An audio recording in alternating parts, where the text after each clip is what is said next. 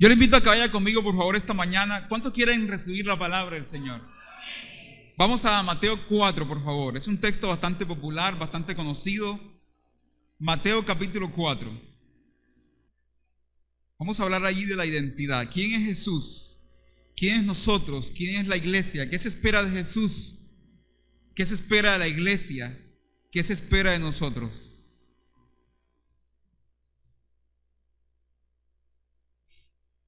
Tome su lugar, póngase cómodo.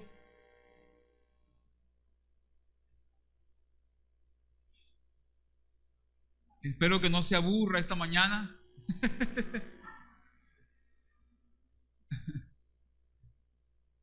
Esa forma tan elegante que el humor tiene de respetarse.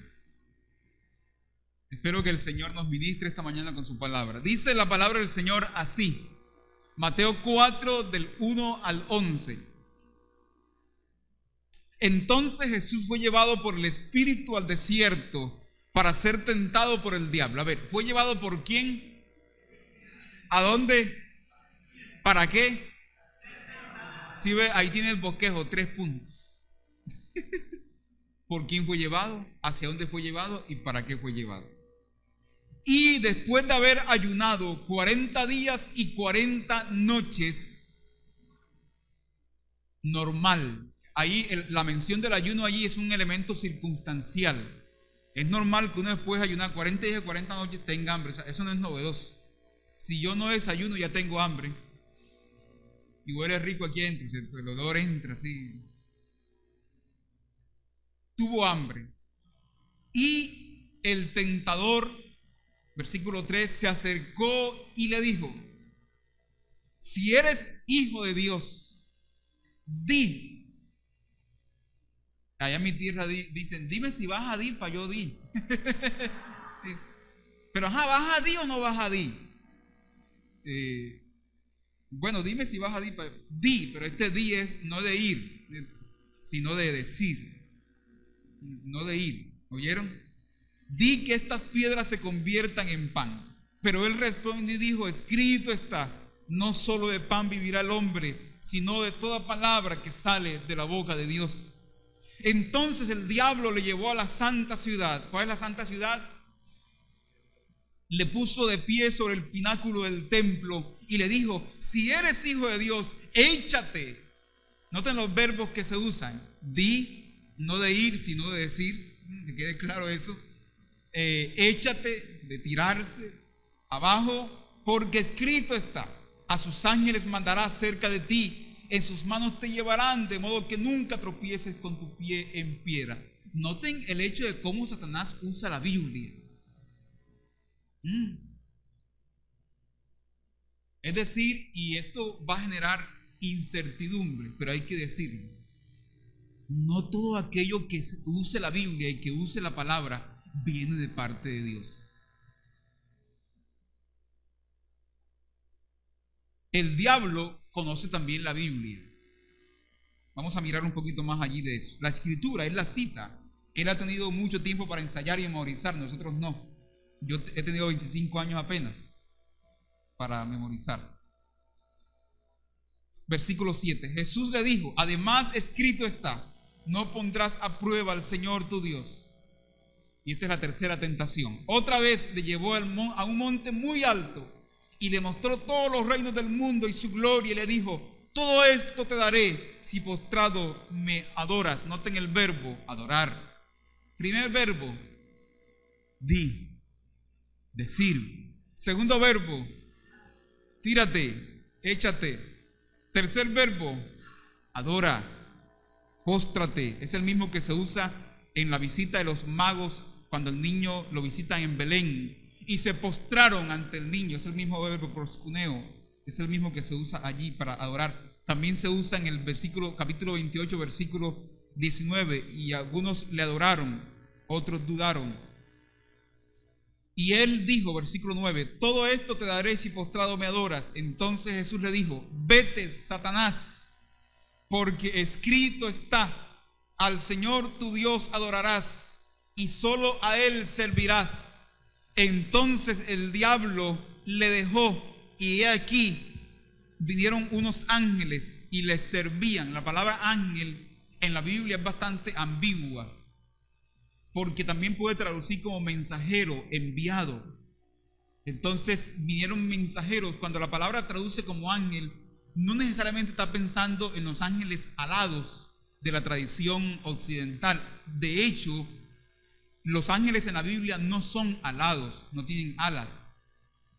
Se presentan como seres humanos normales, que comen, que discuten, que huelen, que palpan, no con alas como se nos ha presentado. Los ángeles les servían. Esa palabra que se usa allí para servir es una palabra que el Evangelio usa para el discipulado.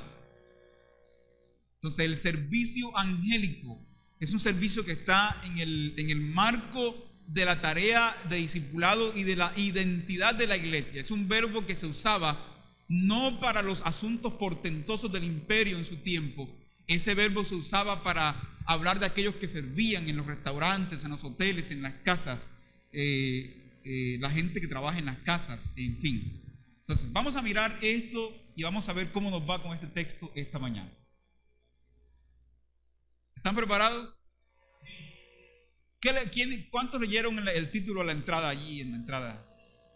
Si no, vamos a quitar eso de ahí, porque lo que no sirve se bota y dice el vallenato. Esa es la ley de la vida. ¿Quién es Jesús? ¿Quiénes somos nosotros? A menudo nosotros hemos leído este texto como ¿cómo era que Jesús usaba la palabra y cómo es que uno vence la tentación por la palabra y ya? Esa lectura es posible, es legítima, está bien, está allí, es legítima. Pero creo yo que más que eso, es decir, el texto más que mostrarnos cómo Jesús usa la escritura o cómo Jesús vence la tentación por la escritura, que eso está allí, ya lo dije, el texto quiere mostrarnos la identidad de Jesús. ¿Qué se esperaba en su tiempo que hiciera el Mesías? ¿Cómo se esperaba al Mesías? ¿Cuáles eran las credenciales que debía esbozar, que debía presentar el Mesías? Y la tentación gira en torno a eso. ¿Qué se espera del creyente? ¿Qué espera el mundo del creyente? ¿Qué espera el mundo de la iglesia? Ojo, el mundo, no el reino, el mundo. ¿Qué espera el mundo de la iglesia? ¿Cómo quiere el mundo que la iglesia se presente para que nos crean y para que digan, oh, eres un siervo del Señor, eres un pastor, sí, eres un verdadero siervo de Dios o eres un creyente? ¿Qué espera? Creo yo que más allá de usar la palabra para la tentación y eso que está allí, y lo veremos como tradicionalmente se ha dicho, tiene que ver con la identidad. ¿Qué se espera del Mesías? Si eres hijo de Dios, ¿eso qué es? Identidad. Si eres hijo de Dios. Y empecemos por allí. Antes de mirar cada una de las tres tentaciones, porque son tres tentaciones en tres escenarios distintos. Primera tentación, convertir las piedras en pan después de aguantar filo. ¿Dónde fue esa tentación? ¿Cuál es el escenario geográfico? El desierto. Allí donde el pueblo de Israel fue en el Antiguo Testamento a depender de Dios. Porque en el desierto no hay éxito. En el desierto no hay olímpica, no hay chagualo, megatienda. No hay bombas de gasolina. No hay tiendas. En el desierto no hay cajeros automáticos. En el desierto estamos a merced de Dios. Porque es fácil confiar en Dios cuando yo sé que cada 15 días meto la tarjeta y allí está, ¿cierto? Así es fácil. Primer escenario de la tentación, el desierto. Segundo escenario de la tentación, o segunda tentación, échate, brinda un espectáculo, tírate del balcón, Pastor Giovanni. Invita a todos el domingo y gran presentación del Pastor Giovanni desde el balcón. Tírate, lánzate del balcón para que la gente crea que tú eres. El escenario, el templo, donde todos creían que el Mesías aparecería. Tercera tentación. ¿Cuál es la tercera tentación? No, esa es la tercera tentación. ¿Ah?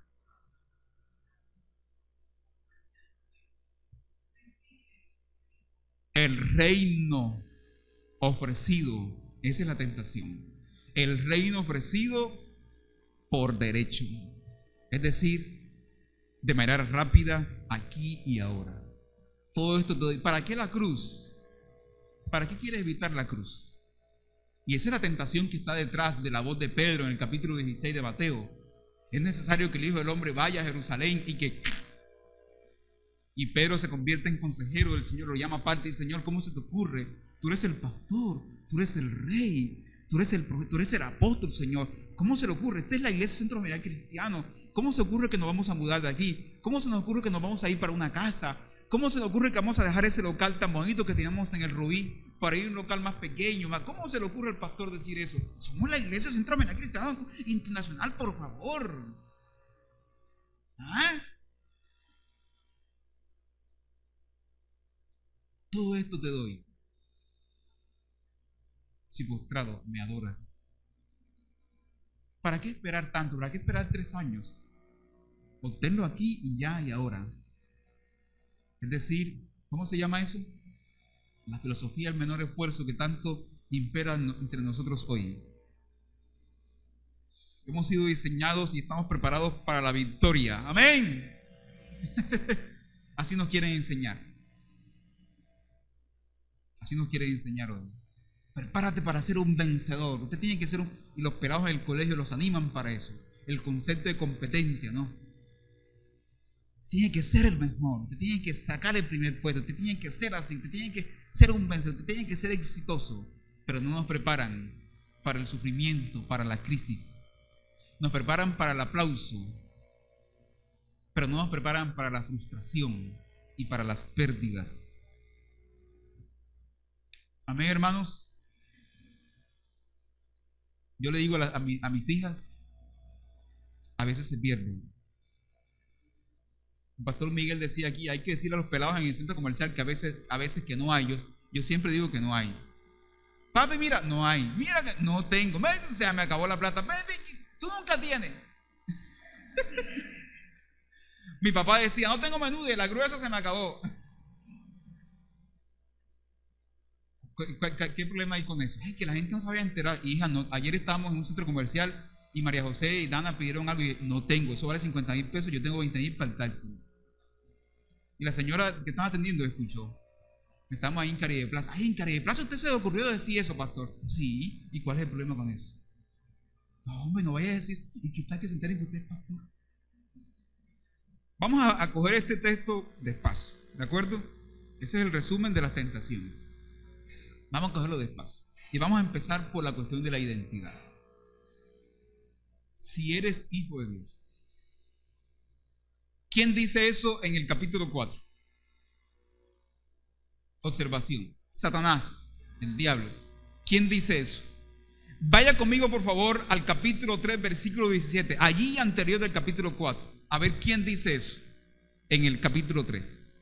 Dice así: y aquí una voz de los cielos decía: este es mi hijo, en quien tengo complacencia. ¿Quién dice ahí?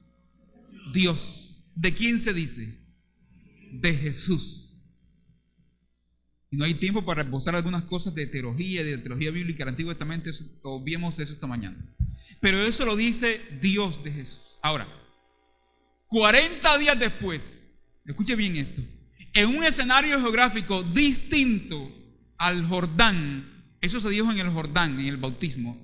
Ahora en el desierto, 40 días después, hay un ser, hay una persona, por decirlo así, que dice esas palabras, que las toma y se las cita ahora a Jesús. Y dice: tú eres hijo de Dios. ¿Dónde escuchó el diablo eso? En el bautismo. Es decir, que el diablo estuvo allí y tomó nota. Ajá, con que hijo de Dios, ya verás. El diablo estuvo en el culto ese día. Estuvo en el culto de ascenso, cuando le entregaron al pastor el carnet de pastor ¿Cómo es ordenado? Que ustedes me dicen que yo no tengo nada ordenado, ¿sí? De pastor ordenado. Si eres pastor ordenado, entonces, si eres pastor ordenado, ¿y por qué no?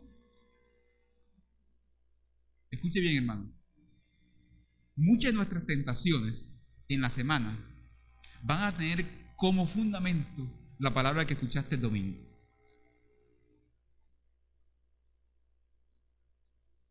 ¿Cómo vas a usar esa palabra, ese mensaje? Ese es el fundamento. Si ustedes están pensando que el diablo se va a presentar a ustedes con cacho, cola y trinche, ustedes están muy equivocados. Y debemos superar esa visión infantil del diablo. En la Biblia, el diablo no está para asustar a la gente. Ay, pastor, imagínense que me asustó una bruja anoche. En la Biblia, el diablo está para engañar. ¿De acuerdo con eso? Entonces, yo no entro en esa cuestión de que la camisa negra, de la carabela, de que la gente hizo así, eso es el diablo. Yo no entro en esa discusión tonta.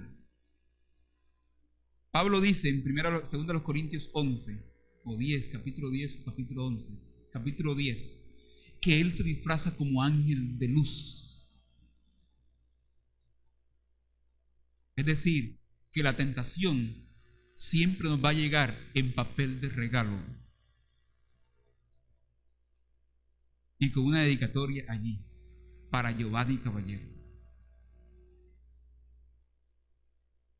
Si eres hijo de Dios, en el Jordán Jesús es aprobado y en el desierto Jesús es probado o tentado. Entonces, Satanás simplemente conecta la palabra que Jesús ya recibió con cómo debe usarla. Así pasó en Génesis capítulo 3. Con que Dios ha dicho, no había que inventar nada. De superar la visión infantil de Satanás para llegar a una versión más coherente, más bíblica. El texto dice que el Espíritu llevó a Jesús al desierto. Miren qué cuestión tan interesante, ¿no? Primero porque uno dice, oye, ¿cómo el Espíritu me va a poner a mí en esa situación? Y escuche bien esto. Muchas veces, si no la mayoría de veces, Dios nos va a llevar a nosotros a situaciones así. Es decir, lo mejor que nosotros podemos hacer como papás es exponer a nuestros hijos al mundo y formar su carácter.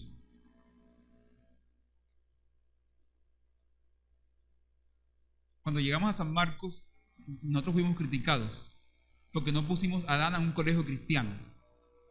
Y todo el mundo esperaba, viene el pastor Giovanni, viene Jova, porque en San Marcos me dicen Jova, bajo mundo. Porque veo a la gente que me vio Lucy jugando bolita de cristal, pateando balón, montándome en los palos, ¿sí?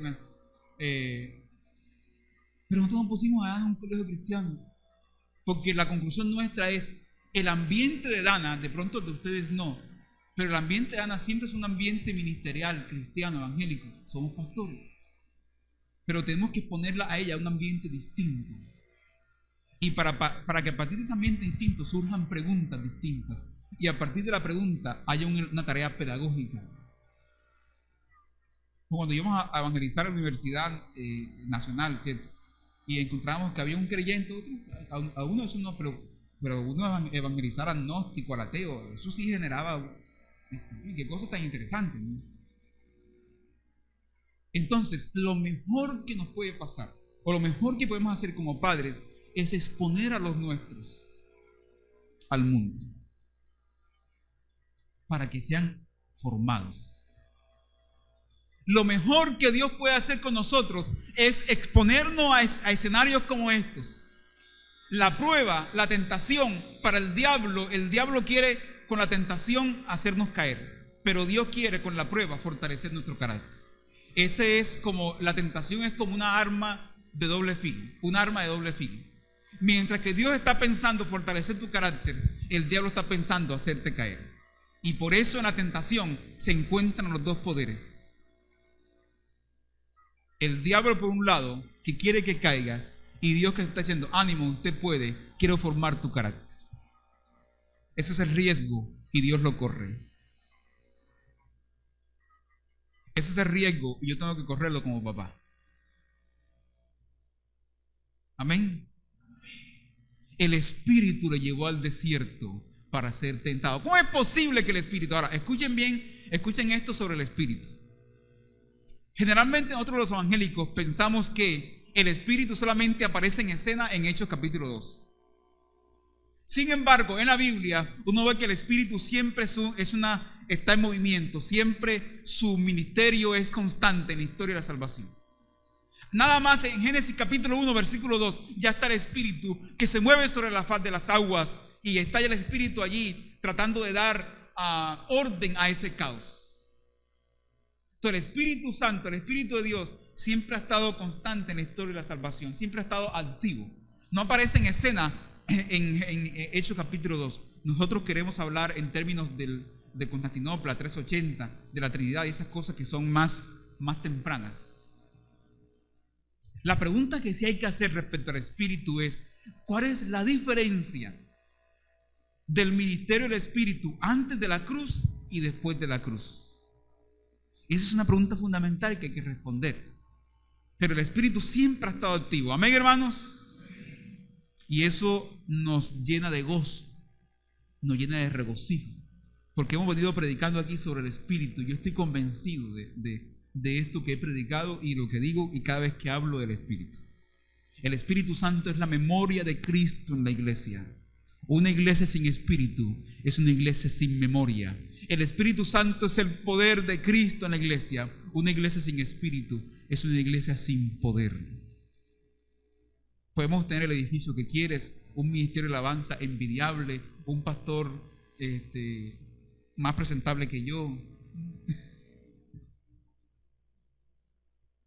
Pero si no hay Espíritu, no hay memoria, no hay poder. Pensé que iba a decir ¡amén! El Espíritu le lleva al desierto. Y finalmente aquí, para ya entrar a cada una de las tentaciones, la mención en la palabra desierto, el desierto hace parte de la memoria colectiva del pueblo de Israel. Porque en el desierto pasan cosas importantes. Israel camina 40 años por el desierto. No solamente la palabra desierto hace parte de la memoria colectiva de Israel, sino también el número 40, que los bíblicos, los estudiosos discuten si es un número más bien literal o simbólico. Y los últimos estudios más bien arrojan que más que un número literal es mejor un número simbólico. Pero todo hace parte de la memoria colectiva, el poder decir, Jesús está ahí inmerso. Jesús no es un espíritu. Yo a veces escucho a los predicadores, cuando Jesús vino del cielo, y yo enseguida entiendo que Jesús cayó hacia los 30 años aquí en la tierra como aquellos enemigos de Superman, que vienen de Krypton. Mientras que Superman llega de niño en una cosampireja así, una cápsula, así, eso, gracias Mauricio, una cápsula, un hombre refinado. Los enemigos llegan a atacarlo, llegan así de golpe, así. Cuando Jesús vino, Jesús se incrustó en la historia. Y ese es el escándalo de la encarnación, que Dios se volvió como uno de nosotros, que respiró por la nariz, que comió por la boca, que tuvo barba, no se afeitó porque en ese tiempo no se afeitaban, que durmió, que sufrió. Y por eso los griegos tenían problemas con la predicación de Pablo. Que no es ese Jesús vino del cielo. No, Jesús se incrustó en la historia humana para redimirnos y para salvarnos, para acogernos y para vivir nuestras heridas y nuestros dolores. Por su llaga somos nosotros sanados, dice el texto evangélico. Y por eso, como digo cuando llego a ese texto de Juan, yo no creo en un Jesús que no tenga llagas y heridas después de resucitado. Ahí Gran parte de la iglesia hoy ha optado por un Jesús aséptico, desinfectado, sin heridas, sin llagas. Pero mi Jesús, y creo y aspiro que el de ustedes, es un Jesús llagoso. Es un Jesús sufriente. Y así lo presenta Apocalipsis. A Juan se le dice: mira, el león de la tribu de Judá ha vencido. Y cuando Juan se levanta y mira para ver el león, de repente ve ¿qué? ¿Qué ve? Un cordero. ¿Sabe cómo se le llama eso? Publicidad engañosa. ¿Cómo así que me anunciaste un león y de repente sale un cordero pequeño como inmolado? ¿Sabe qué, hermano? Muy en lo profundo, nosotros tememos a la debilidad, tememos mostrarnos tal y como somos, tememos ser vulnerables, tememos perder el control. Esa invitación que nos hace de manera muy generosa el Padre nuestro: que tu voluntad sea hecha en la tierra como se hace en el cielo. Entrega las llaves, entrega el control. Déjate guiar por mí, déjate llevar por mí, entrégame el control. Pero tenemos miedo a perderlo. Amén, hermanos. Y a presentarnos tal y como somos.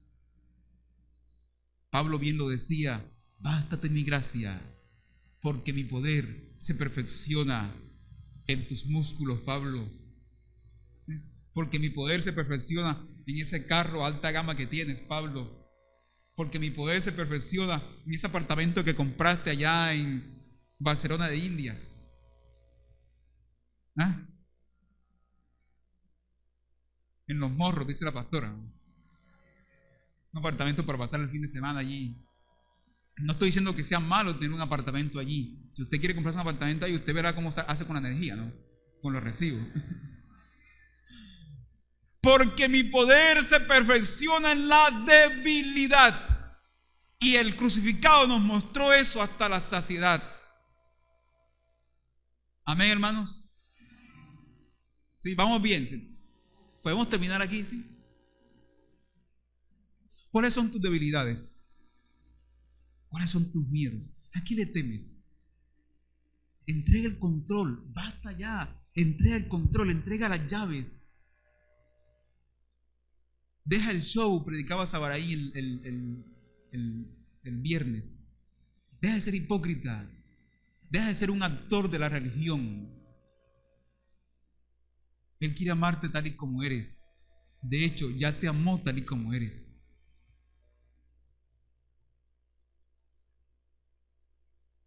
Entrega el control. Este ha sido el mensaje de Dios para mí esta semana. Ríndete. No creo que yo estoy predicando esto porque ya yo lo superé. Lo estoy predicando porque estoy luchando con esto también. Ay, pastor, no, por favor. Estoy con ustedes también aquí. Y estoy con ustedes también en la lucha.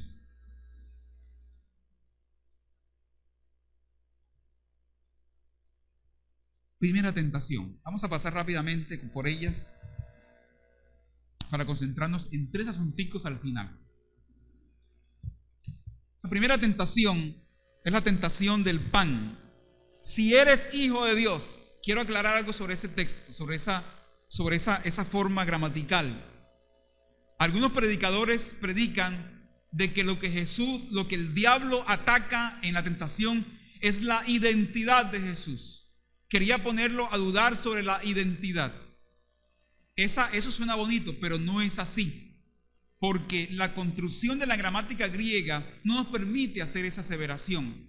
Más bien lo que el diablo está diciendo es: como yo sé que eres hijo, eso es distinto a decir, mire, lo está haciendo dudar. No lo está haciendo dudar, lo está afirmando. Así hace el diablo con nosotros hoy. Ay, no, que eres hijo de Dios. Si eres hijo de Dios y como yo sé que lo eres, pues ya el Padre lo afirmó en el Jordán. Ahora usa esa condición, usa ese poder para convertir las piedras en pan. Esta es la tentación de usar el poder para alterar las circunstancias a favor personal. Es decir, un milagro para la autopromoción, un milagro para mostrarse a sí mismo que soy quien soy, y no un milagro para servir a los demás, como después lo vemos en el transcurso del Evangelio, porque Jesús sí hace milagros, Jesús multiplica los panes. ¿Vamos bien? El milagro para alterar las circunstancias, no para atravesarlas, para vivirlas, para experimentarlas. Gran parte de nuestra espiritualidad, hermanos, de nuestras oraciones, versan sobre cómo el Señor nos va a sacar de nuestros problemas. Pero nunca le pedimos al Señor: Señor, yo no entiendo por qué estoy viviendo esto, yo no entiendo aquello, pero tu palabra dice que tú me acompañas. Ayúdame a vivir esto con perrenque, con gallardía, Señor, y que pueda aprender de esto las mejores lecciones para mi carácter. ¿Oramos así? No. Señor, sácame de esto. Señor, libérame de esto. Señor, haz esto. Señor, haz aquello. Señor, abracadabra. Que pase esto, que pase aquello. Y el Señor de pronto riéndose y diciendo: mi hijo, si supiera lo que te quiero enseñar a través de esto, si supiera las lecciones para tu carácter en esta circunstancia de la cual me está diciendo que te saque. Yo no quiero sacarte, yo quiero guiarte en medio de la circunstancia. Aunque ande en valle de sombra de muerte, no temeré mal alguno, porque tú me sacarás. ¿Sí? Porque tú estarás, porque tú me acompañarás. Yo no entiendo por qué murió mi tío. Yo no entiendo por qué mi mamá se fue tan temprano. Yo no entiendo por qué dejamos a este ser querido en el cementerio. Pero Señor, tú estás conmigo y formarás mi carácter a través de estas cosas. Yo no entiendo por qué Manolo llegó al catecismo. No, eso no. Eso no. Pero nos guiarás estos 3 años. Sí, me di a entender. No con el chiste de Manolo, sino con milagro para la autopromoción. Entonces, miren, Jesús responde al diablo con una cita de Deuteronomio capítulo 8. Deuteronomio 8, 1 al 4. Jesús responde, dice: escrito está. Voy a leer acá la nota que tengo aquí para no decir lo que no debo decir. Jesús cita un texto del Deuteronomio donde se habla de la necesidad de vivir en obediencia a Dios en el desierto, recordando que el pueblo no solo vive por el pan, sino también de la palabra de Dios. El desierto es el lugar para confiar en Dios y en su palabra. De esta manera, la carencia es una invitación a la dependencia y no necesariamente a la desobediencia. Es decir, ¿qué es lo que hacemos nosotros cuando las situaciones, las circunstancias cambian? ¿Qué hacemos cuando de repente Dios obra y hay abundancia? Pero ¿qué hacemos cuando de repente creemos que Dios calla, que el cielo se cierra y estamos en una situación estrecha y de escasez? ¿Qué hacemos cuando la situación cambia? La palabra del Señor nos guiará. Porque no solo de pan vivirá el hombre, sino de toda palabra que orienta y reordena la vida del pueblo de Dios. ¿Qué hacemos cuando hay en el bolsillo, pero mañana no hay? Y como decía mi esposa en el seminario a veces, esta es la última cena. Y estábamos ahí como para la foto, ¿no? Dana, ella y yo.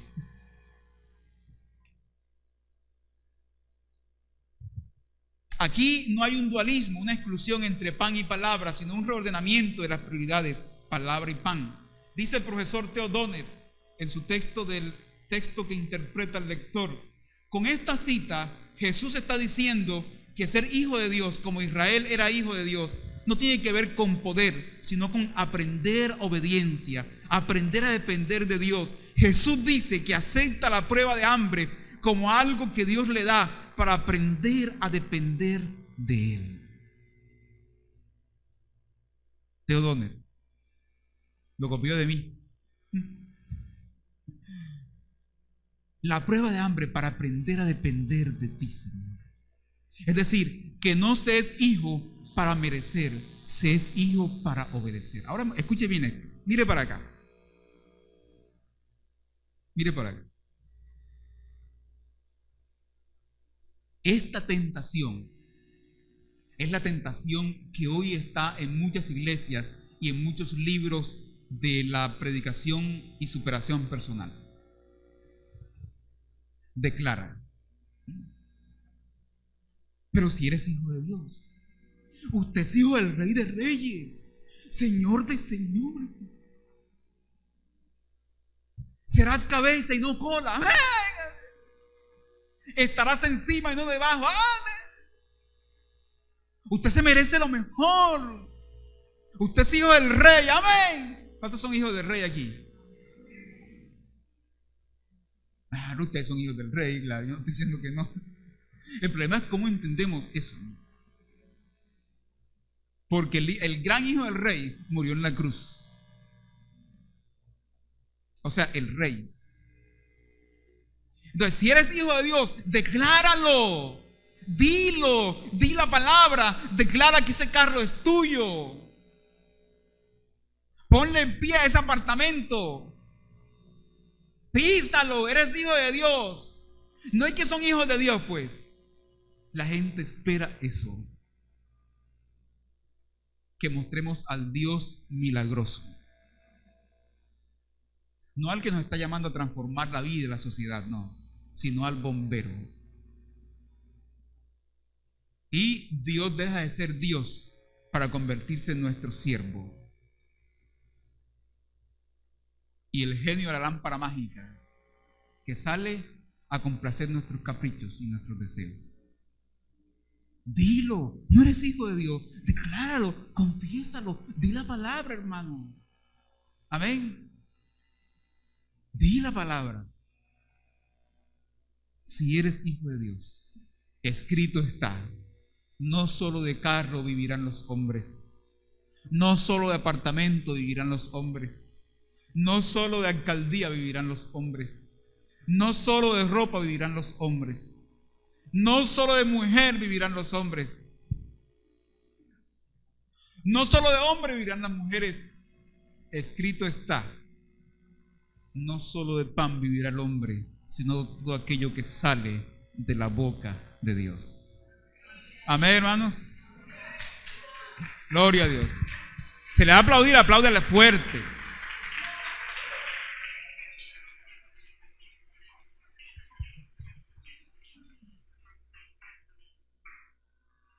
El diablo se mueve en la iglesia y viste de pastor, viste de corbata, se sube a nuestros púlpitos y nos predica ese mensaje. Ustedes están pensando que el diablo, ya lo dijo Orígenes, ¿no?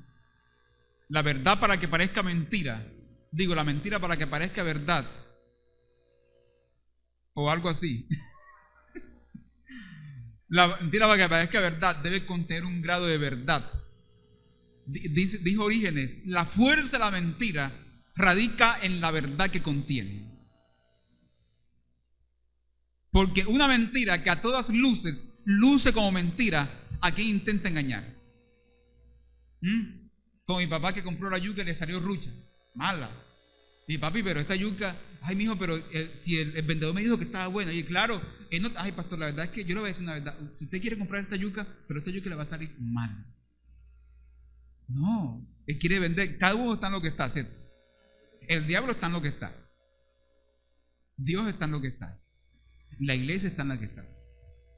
Segunda tentación, vamos a ir rápido, eso lo estoy diciendo hace una hora, ¿no? ¿Qué tal que no hubiese dicho eso? Segunda tentación, versículos 5 al 7, en el templo, ya no está en el desierto, ahora le lleva al pináculo del templo, rápidamente. Allí los judíos esperaban que el Mesías hiciera su presentación, su proclamación. ¿Se recuerdan lo que dije al principio? No es tanto la forma en la que Jesús usa la palabra para la tentación, es la forma en la que se cree del Mesías. ¿Qué clase de Mesías es Jesús?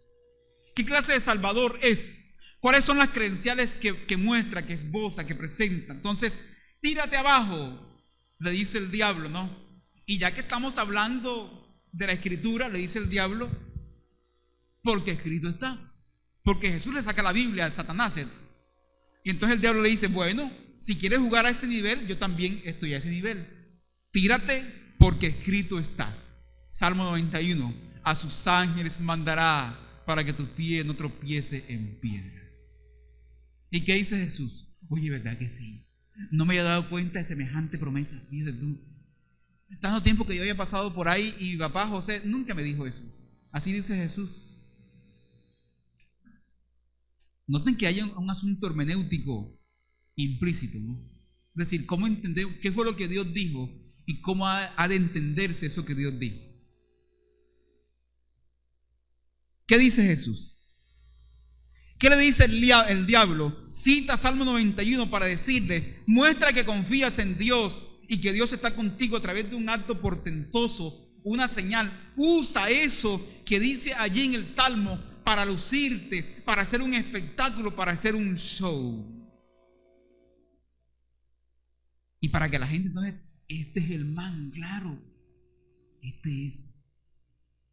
¿Por qué no lo había visto yo antes? Este es el Mesías. Mira, se lanzó de allá y cayó como si nada. Este es. Usa eso que dice allí. Hermano, mire, pero no puedes poner tu carro a 100, porque el límite permitido es 80, en unas partes hasta 90. No, pero el Señor está conmigo, pastor. Dice la palabra en Salmo 91, aleluya, santo, que el Señor está conmigo. ¿Se acuerdan de ese comercial del Ministerio de Vías, de Transporte, de Invías, mejor? Donde el ángel de la guardia se bajaba a los 80 kilómetros y hacía, y el tipo se iba en el carro que pasó de 80. Bueno, yo creo que eso es así. Yo creo que el Señor a los 80 se baja, porque a los 81 respondemos nosotros. Hermano, mire, pero son las 11 de la noche, por ahí hay gente peligrosa, viven evangélicos. No, el Señor me acompaña, pastor, no se preocupe, el Señor me acompaña. Dice la palabra: el ángel del Señor acampa alrededor de los que le temen y los defiende. Porque somos buenos para eso. Bueno, el diablo también es bueno para eso. Escrito está.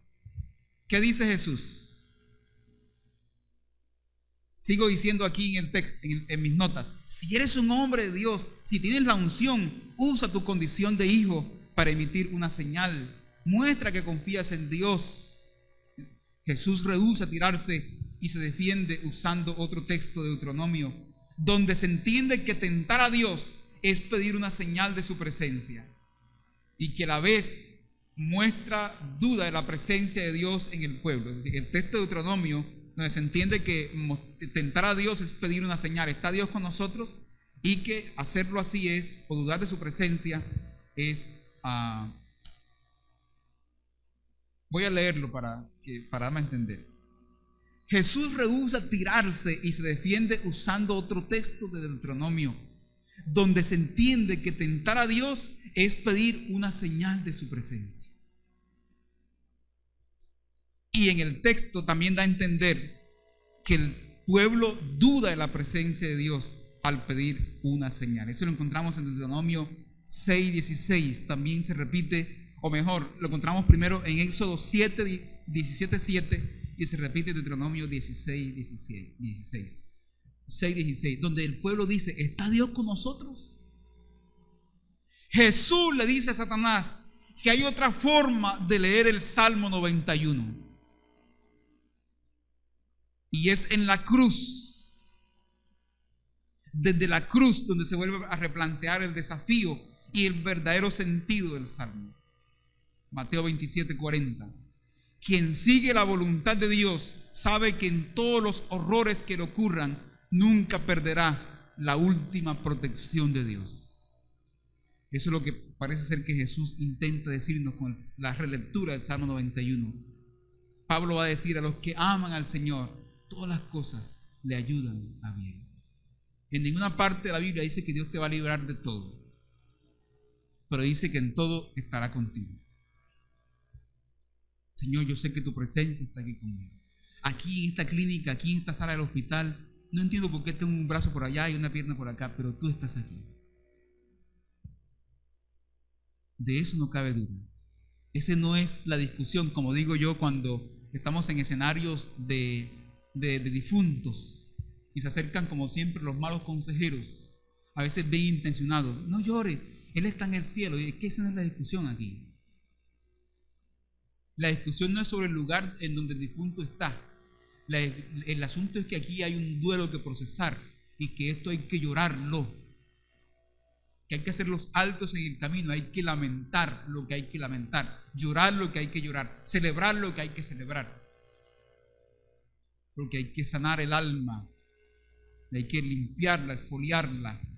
Entonces se le está diciendo a Jesús que sea un Mesías del espectáculo, que seas un Mesías espectacular. Pero ustedes no son la iglesia Centro de Humanidad Cristiano. Fíjate que escrito está.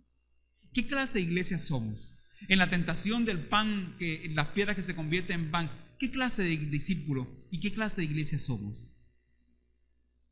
¿Cómo asumimos la misión del Señor en nuestra vida diaria? En esta tentación del templo, ¿qué clase de iglesia somos? Yo les voy a decir una cosa, hermanos. Aquí estamos orando por un templo. ¿Cuántos están orando por el templo? El otro año vamos a cumplir 20 años de vida de la iglesia, 20 años, y todavía no tenemos templo. Podemos tenerlo para los 20 años, no se sabe. A los 30 años, no lo sé. Pero hay una cosa que sí sé, que lo más importante es que estemos donde estemos, sigamos siendo iglesia de Dios. Amén. Porque la iglesia no la hacen las cuatro paredes. La iglesia la hace el pueblo que fue comprado con su sangre. De mañana podemos estar en una casa, pero ahí seguiremos siendo iglesia. Mañana podemos dejar este local y mudarnos para otro, pero ahí seguiremos siendo lo que debemos ser, la iglesia de Dios. Amén. Y la última tentación. Esa anterior era el showman, ¿no? El espectáculo. El espectáculo para que la gente te crea que eres. ¿Por qué no alquilan el estadio, cierto? ¿Por qué no arrendan el estadio y hacen una gran cruzada ahí de milagros, un espectáculo allí? Porque entre otras cosas, yo veo todas estas cosas, yo veo también enlace. A mí me encanta ver enlace. Para saber lo que la gente está diciendo, y mi esposa lo sabe bien. Aquí la tengo, ella es el público más difícil que tengo para predicar, porque ella puede confirmar si esto es cierto o no. Y yo digo, caramba, ¿hasta qué punto esto es poder de Dios obrando? ¿Y hasta qué punto esto es un espectáculo y un show montado? Con todo respeto. Que tiene que haber una cámara y una multitud enardeciente para sanar.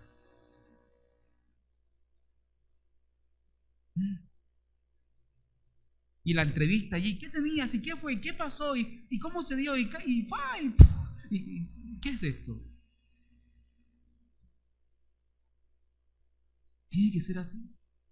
¿Qué clase de iglesia somos?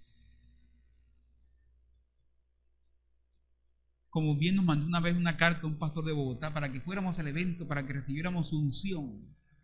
Me parece, yo decía a unos amigos, me parece un atrevimiento esta persona. Porque nos está diciendo de entrada que nosotros no somos ungidos y que lo que hacemos acá en los pueblos es ninguneado por lo que se hace en la capital. Ustedes oran por la iglesia rural, por la iglesia del pueblo.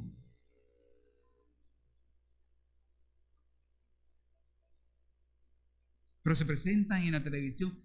A mí siempre que me invitan a un evento, a un lugar, digo, hermano, yo no vengo a decir nada nuevo aquí. Vengo a aportar algo a lo que ya ustedes vienen haciendo. Y para mí eso es importante. Mi esposa sabe bien que una de mis tareas cuando viajo es sentarme con el pastor de la iglesia, con los líderes y escuchar qué están haciendo ellos y cómo puede eso que están haciendo ellos servirnos a nosotros que estamos haciendo aquí en Cartagena.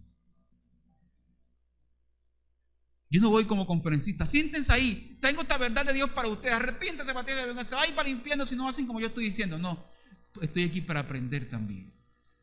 ¿Qué clase de iglesia somos? ¿Qué clase de creyente eres? Y la tercera tentación, el monte alto se muestra como un atajo para ser rey.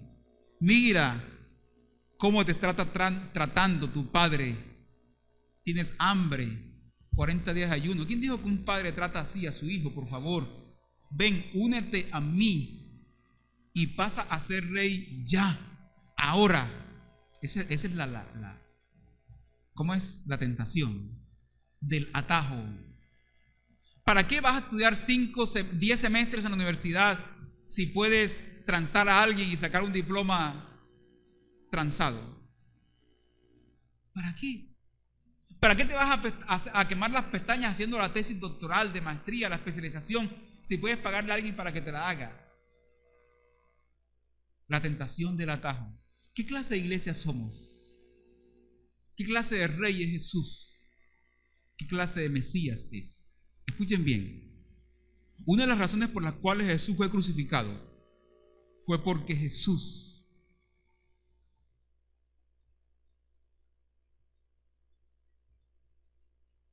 no descrestó.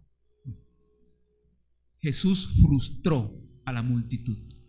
La multitud que enardecida le recibe en Jerusalén: ¡Hosana! ¡Este es el man!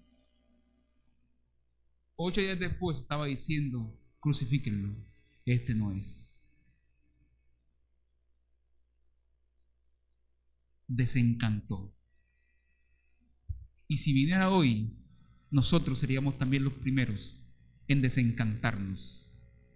Como lo dice Jesús Romero en una canción: si yo hubiese estado allí entre la multitud, yo también hubiese apuntado los clavos, yo también hubiese escupido tu cuerpo, yo también te hubiese lacerado, yo también hubiese estado allí.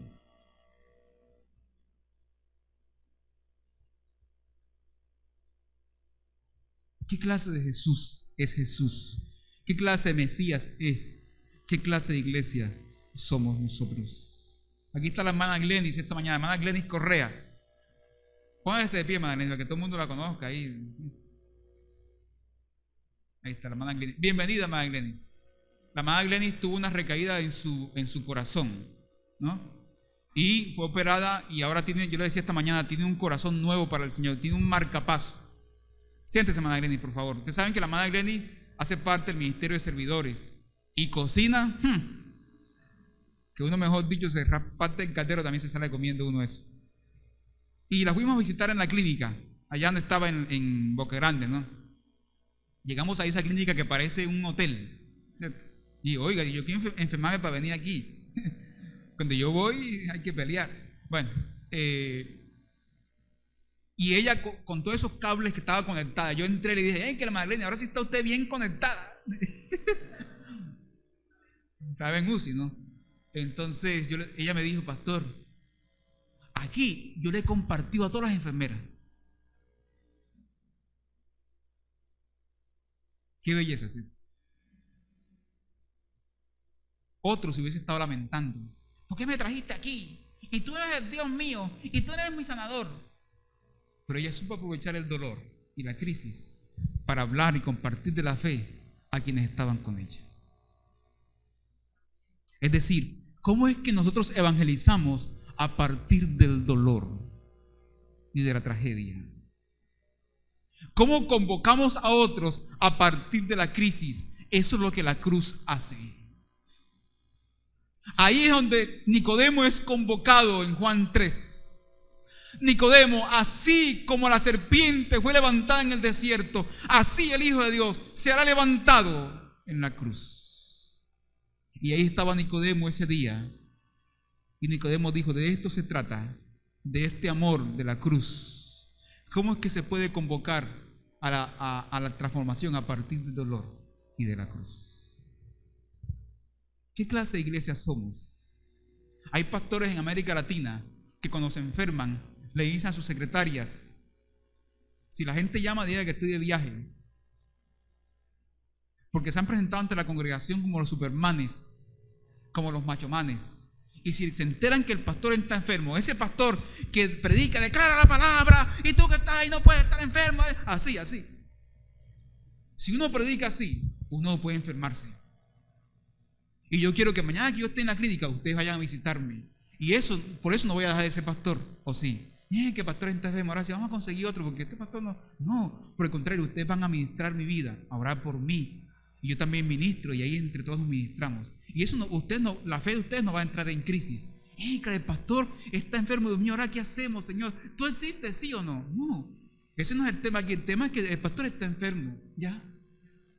Y que es humano. Una manzanita, unas uvitas ahí. Ya después me voy reponiendo, ya ahí sí, ya un sancocho, un mondongo, un mote de queso. Pues, ya. Jesús rechaza la oferta satánica de postrarse para obtener los reinos del mundo ya y ahora. En Mateo 28 eso se obtiene, pero a partir de la cruz. Toda potestad me ha sido dada. Qué belleza, ¿cierto? Ya no por el atajo, sino por la entrega de servicio.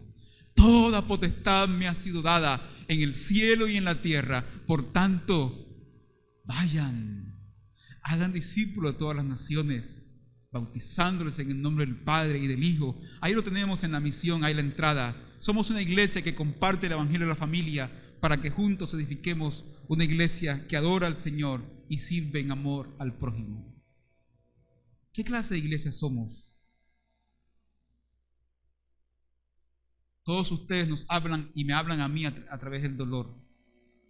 Cuando los visitamos en sus casas, cuando estamos con ustedes en la clínica, cuando hemos estado en la sala de velación, sin una palabra acompañando allí. Jesús rechaza la idolatría, porque cita otro texto de Deuteronomio 6:4. Al Señor tu Dios adorarás, solo a Él servirás. Miren que no es la única vez en el Evangelio de Mateo, para ir terminando ya, que el diablo tienta a Jesús. Se va a presentar en Mateo 16 a través de Pedro. Pedro, apártate de mí, Satanás, le dice Jesús, porque no pones la mirada en las cosas de arriba, es decir, no piensas según Dios, sino según los hombres. Luego, en la cruz también se va a presentar otra vez la tentación, con la misma frase: si eres hijo de Dios, si eres quien dices ser, baja de la cruz. Y el ladrón dice: sálvate a ti y sálvanos a nosotros. No es la única vez. Si eres quien dices ser, ¿por qué no predicas así? ¿Por qué no vives así? Si eres hijo de Dios, ¿por qué vives en ese barrio? Precisamente por eso, porque quiero mostrar aquí a Dios. Si eres hijo de Dios, ¿por qué vives en Nelson Mandela? ¿Por qué vives en el Pozón? Precisamente por eso, porque Dios me trajo aquí para a partir de aquí hacer la misión de Él. Y si eres hijo de Dios, ¿por qué vives en estrato 0? Precisamente por eso. Y si son iglesia de Dios, ¿por qué no tienen templo? No sabemos. Amén, hermanos.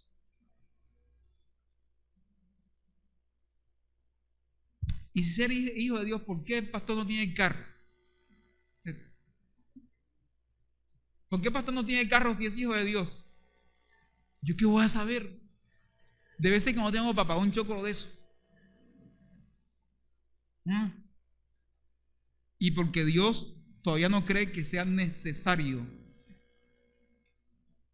3 cositas para terminar, amor, hermanos.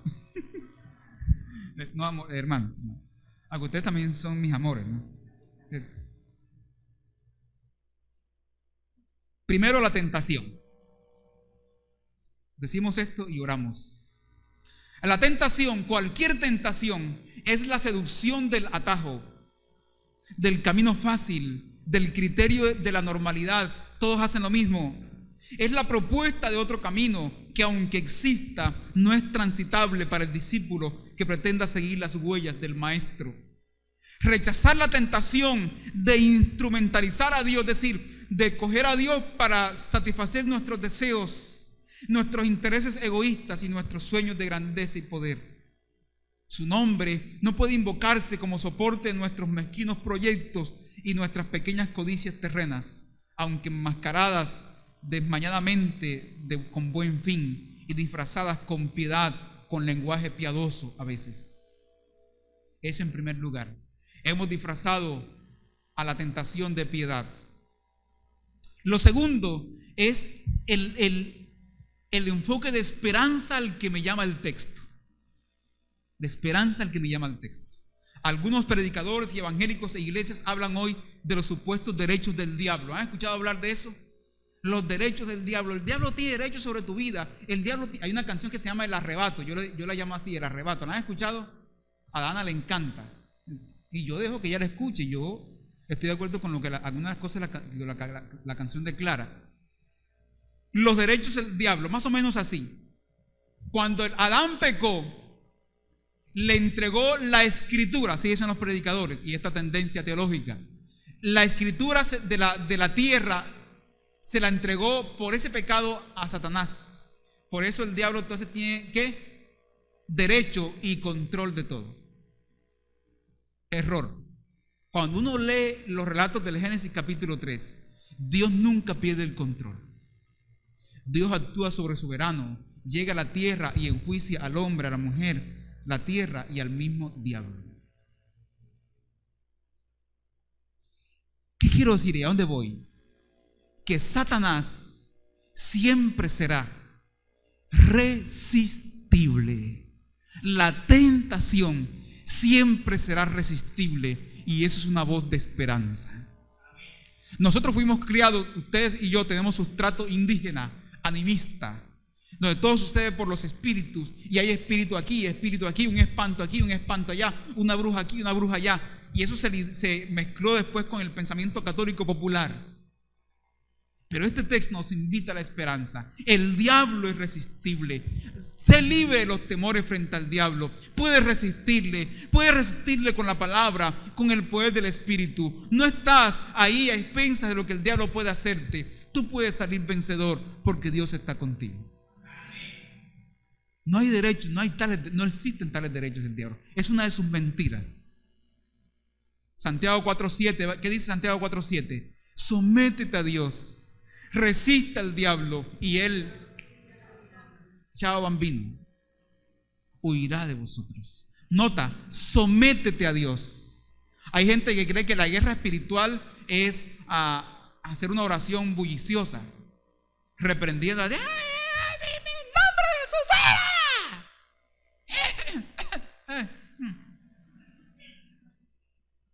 No.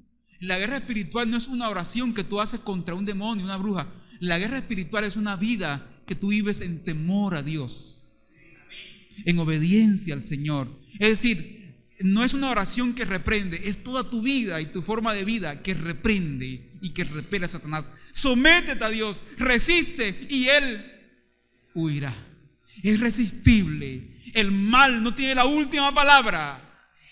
Se puede resistir. Ánimo, fuerza. Usted puede hacerlo. Dios está con usted. Y lo tercero, Jesús finalmente es el Mesías. Sí. No es espectacular. Es el Mesías de la cruz. Y en la cruz se le desafía a que baje. Pero si no baja, es por amor a nosotros. Porque de tal manera amó Dios al mundo, que dio a su Hijo unigénito, para que todo aquel que en Él cree no se pierda, sino que tenga vida eterna. Si no bajó de la cruz, si no aceptó el desafío y las palabras desafiantes de quienes le gritaban desde el pie de la cruz, baja para que te creamos. Si no bajó de allí, fue porque nos amó hasta lo sumo y se entregó por nosotros. Como dijo Max Lucado, lo que sostuvo el cuerpo de Cristo en la cruz no fueron los clavos, sino su amor. Incline su rostro, por favor, y oramos al Señor.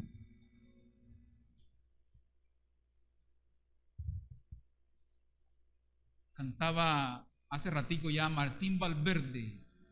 Pues nadie te ama como yo. Pues nadie te ama como yo. Mira la cruz, fue por ti, fue porque te amo. Pues nadie te ama como yo. Pues nadie te ama como yo. Pues nadie te ama como yo. Mira la cruz, esa es mi más grande prueba. pues nadie te ama como yo.